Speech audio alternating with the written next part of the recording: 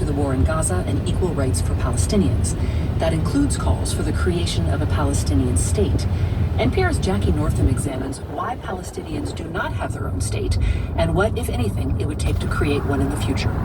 In mid-May, 3 European leaders took to the podium in a stand for Palestinians. Today, Ireland, Norway, and Spain are announcing that we recognize the state of Palestine. The three joined about 140 other nations that have backed the creation of a Palestinian state.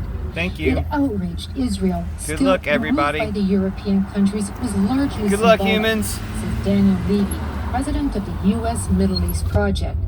He says creating a Palestinian state would have to be passed by the UN Security Council, and unlikely to happen. We are in a situation today where increasingly two states seems to be the stuff of fantasy given the realities on the ground. Palestinians' fight with Israel over statehood has been going on for more than 75 years. In 1947, when the British mandate for ruling over the region, back then known as Palestine, was coming to an end, it handed control to the UN. Jewish immigrants had been flooding into the area, which they saw as historically their homeland. And there was tension between them and the Palestinians, which were in the majority. The UN decided to partition the region. There was a sense that because it was contested, it should be divided, and the UN blessed the creation of dividing Palestine into a Jewish state and an Arab state. John Alterman is a senior vice president and director of the Middle East program at the Center for Strategic and International Studies. He says under the UN plan, 56% of the land would become a Jewish state called Israel. 42% would go to the Palestinians. But the Arab side didn't recognize the legitimacy of partition.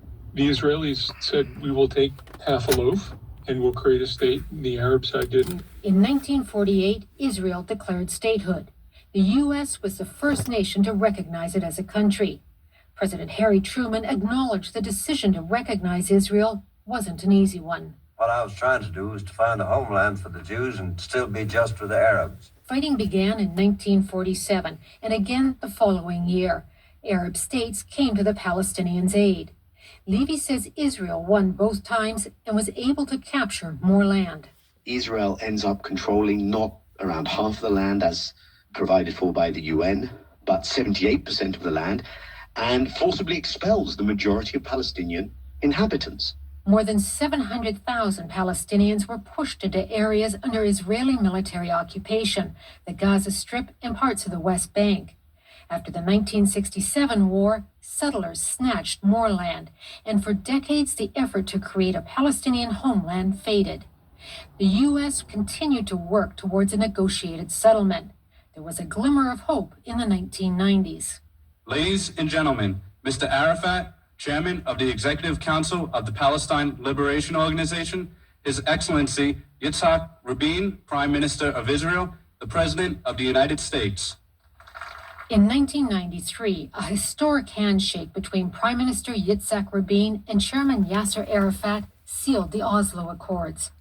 Yusuf Munayyer, head of the Palestine-Israel program at the Arab Center in Washington, D.C., says although the peace accords represented a small step forward, not full statehood for the Palestinians. But even that Rabin government was unwilling to accept a sovereign Palestinian state. In other words, there would be some form of glorified autonomy for the Palestinians, but the state of Israel would still control a lot of that territory. 2 years later, Rabin was assassinated by a right-wing Jewish extremist. At The Oslo Netanyahu's Accords, behest. for all intents and purposes, were dead. Successive American administrations Because of the little continued to they'd push given for up. negotiations towards a two-state solution. But Munayyer says Israel, particularly under the government of Prime Minister Benjamin Netanyahu, wasn't interested. And if the Israelis are telling you, really as clear as can be, that this is not something that they want, they oppose it, that presents a huge obstacle. Munayyer says without that push by the U.S., such as withholding weapons or not using its UN veto power, Israel is unlikely to budge.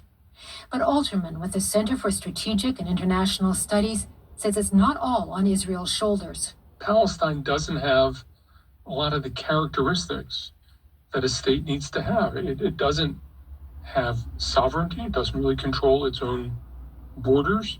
It's not able to behave as a state. You could argue that that's because Israel doesn't let it, because there's a conflict. Alderman says now is not the time to be talking about statehood. Recognizing states is what happens after the conflict's over, not as a way to help resolve it, because that's taking sides in a conflict. And with the war raging Yeah, but in there's only Gaza, one good that side in the impasse conflict. is unlikely to be overcome anytime Genocide soon. is not a side anybody Jackie should Northam, side with. NPR News. There's no Every day, justifiable tens genocide. of millions of people in the U.S. take pills.